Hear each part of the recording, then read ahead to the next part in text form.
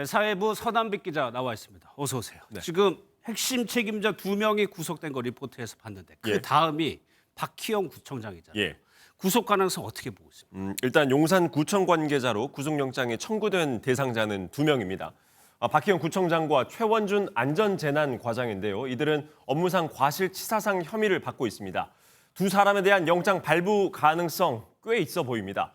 경찰 쪽에서 이임재 전 서장 그리고 송병주 전 112 상황실장에 대한 구속영장이 발부가 됐기 때문입니다. 재난안전법을 보면요. 지방자치단체가 재난대응에 1차적인 책임을 지는 기관으로 돼 있습니다. 경찰은 지자체의 재난대응을 지원하는 기관인 셈이죠. 경찰에게 업무상 과실치사상 책임이 상당 부분 법원에서 인정을 받은 만큼 특수본에서는 용산구청 관계자들에 대해서도 영장이 발부될 것으로 기대하고 있습니다. 예, 유가족들이 수사 상황을 어떻게 보고 있는지 또 어떻게 지내고 있는지도 좀 궁금합니다. 예, 지난 10일 그러니까 2주 전쯤에 유가족 협의회라는 게 꾸려졌었죠. 예. 현재는 이 협의회를 중심으로 유가족은 움직이고 있는데 유가족들은 무엇보다도 철저한 진상 규명을 연일 강조하고 있습니다. 최근엔 국민의힘 지도부를 만나 국정조사 법규를 강하게 요구했었고 그 직후 여당 소속 국정조사 특위위원들이 전격적으로 특위에 복귀했습니다. 어제는 이태원 참사 시민대책회의 등과 함께 기자회견을 열고 이태원역 1번 출구 일대를 공식 추모 공간으로 만들어달라고 요구를 하기도 했습니다.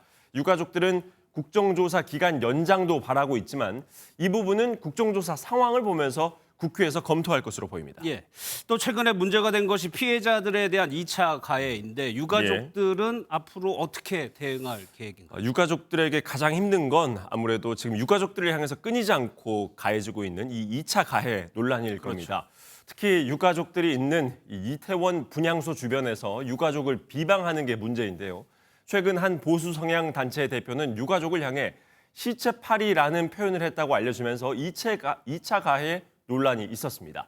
유가족들은 이 보수단체를 현장에서 철수시켜달라고 요구했는데요. 그런데 오히려 해당 보수 성향 단체 대표는 그런 발언을 한 사실이 없다면서 유가족협의회 이종철 대표를 명예훼손 혐의로 경찰에 고소하기도 했습니다. 유가족 법률 대응을 맡고 있는 민변 측에서는 해당 보수단체에 대해서 모욕죄 등 혐의로 법적인 대응을 검토하고 있고요. 이태원 참사 시민대책회의도 분향소 근처에서 유가족을 향해 2차 가해를 하는 이들이나 단체에 대해선 명예훼손으로 고발을 검토하고 있습니다. 알겠습니다. 잘 들었습니다. 지금까지 서남빛 기자였습니다.